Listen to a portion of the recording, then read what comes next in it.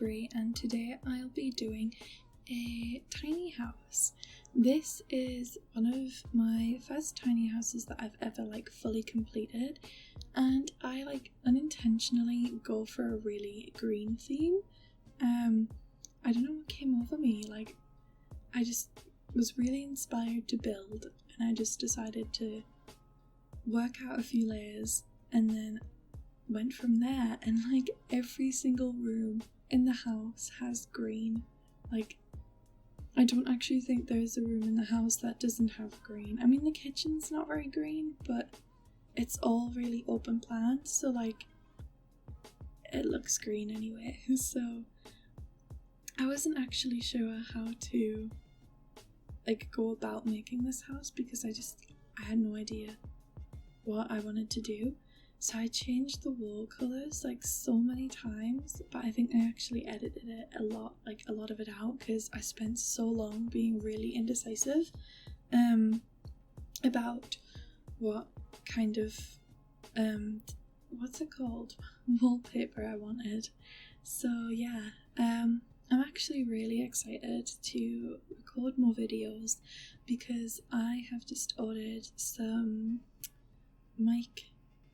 what's it called? Oh my god, every time I go to record these videos, everything just slips my mind. I've actually ordered some new mic gear, and hopefully these are going to improve the quality of my videos, because right now my mic is just surrounded by pillows and it's really impossible to see. So sometimes I'm I can't even see the screen that I'm meant to be voiceovering, so it's quite difficult at the moment. But hopefully when I get these new mic stuff, they'll fix that and the audio will sound a lot better, but I don't know yet. So I've just figured out the layout and colour scheme, and now I'm going to be putting in a back garden, but I realised it was a bit too big for a tiny home. And I mean, it's still pretty big for a tiny home, but I do fix that. This build can sleep a single sim because there is a double bed against a wall, and I'm not sure if another sim can get in when I don't know if the sim scoots over. I mean, I've read on Reddit and other forums that their sim will scoot over, but every time I've tried it just didn't work for me. So I don't know, maybe it will work for you, or maybe you can have two sims, but for me I only have one, and that turns out to be Eliza Pancakes because she was just the first sim that I grabbed. So yeah, right now I'm just figuring out the layout of the back garden, and I wanted it to be really quite full of landscape, so I do add a lot of bushes and flowers. But yeah, I wanted a nice little dining area that was quite open because everything in the house, it's pretty squished, it's pretty tight. So I did want a nice open back garden to you can go out and sit and eat instead of being cramped in a really tiny home.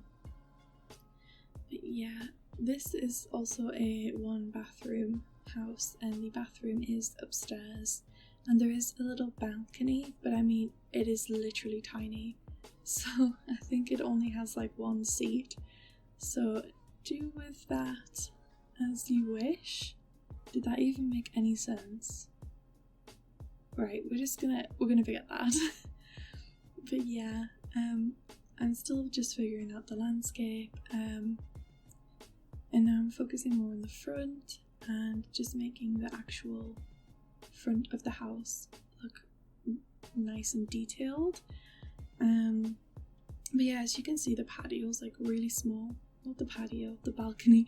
It's really small, and I do end up just putting a single chair, not even a table, just a chair out there. So, if your sim just wants to sit and look at nothing, your sim can do that with this one chair. and for some reason I had such a hard time placing that chimney because it kept floating in midair, and I don't actually know why, but I do end up fixing that. This build is available on the gallery. I don't think I had to rework any of the placements. I think everything was playable when I play tested it. But if anything looks different, it'll be because I made some final touches off camera. But yeah, I did want to kind of like have an open loft type theme, but I just couldn't do that. It would take way too long and it was really complicated.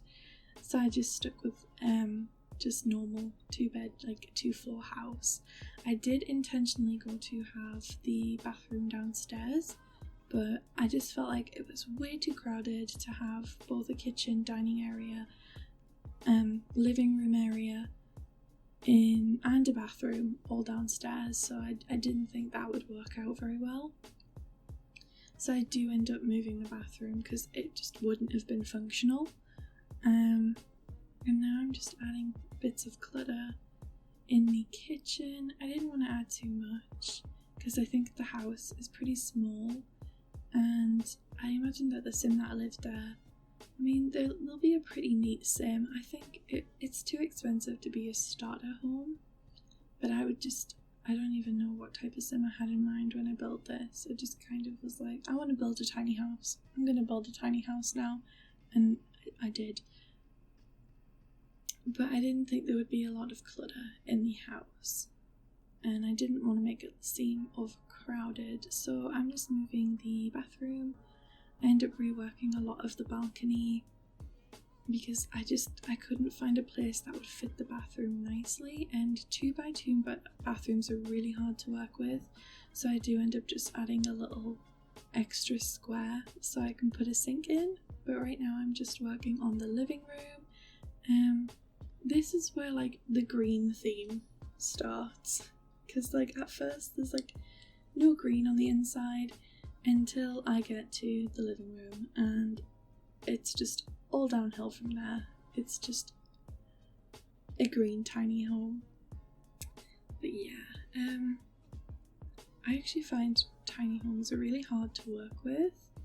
I don't know, because I'm always like, my play style, I think I've mentioned before, it's always really big families, and I just don't find tiny houses like playable. Like for some people who like to have like one sim, they'll be playable, but for me, I have like such huge families and I like to do a lot of legacies, so tiny houses for me just, they don't work.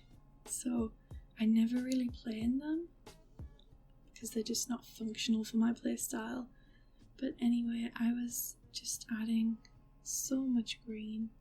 Like, I was like, alright, I'm gonna do a different colour theme upstairs and a different colour theme for the bathroom. But then, I don't know, I was like, you know what, I've got green on the outside, may as well go with green on the inside and keep it a theme. So right now I'm just adding bits of debug items in the living room. I put that remote in like nearly every build, and I'm pretty sure I always put like that pen on top of a book or on top of a magazine, because I don't know, it's just a nice little touch. I like that you're able to do that. I'm also adding some stuff on top of the fridge. I can never figure out what fridge items I want to add, so I was just kind of picking out like random items and just sticking them on there. And now I'm moving on to the bedroom, where I had to figure out the window because for some reason it just didn't look right, and I think I ended up just moving it and just leaving it and having no window there. But now I'm going for a green themed room, and this is the only room in the house. And yeah, I really like that bed. I use it quite often. I don't know, I like how the patterns are on it. It's just, I don't actually know what I like about it. I just know that I use it a lot.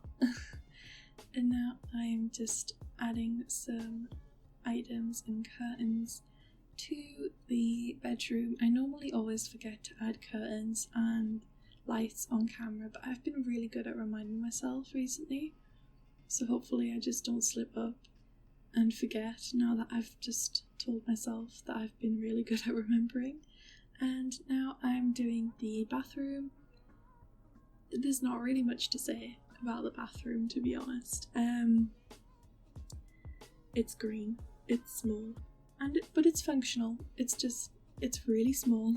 But yeah, I think it's quite cute if you like tight spaces. I mean, I don't know, I just really like colourful bathrooms, because normally my bathrooms are really just dark and dingy, so I do like having a bathroom that's really colourful. I think it complements a house when you go in and there's just like a bright pink or a bright green bathroom. But I think I'm just adding the final finishing touches to the house, and yeah, thank you so much for watching. If you have any hints or tips for me, please leave them in the comments below and I would be so grateful for those. Bye guys!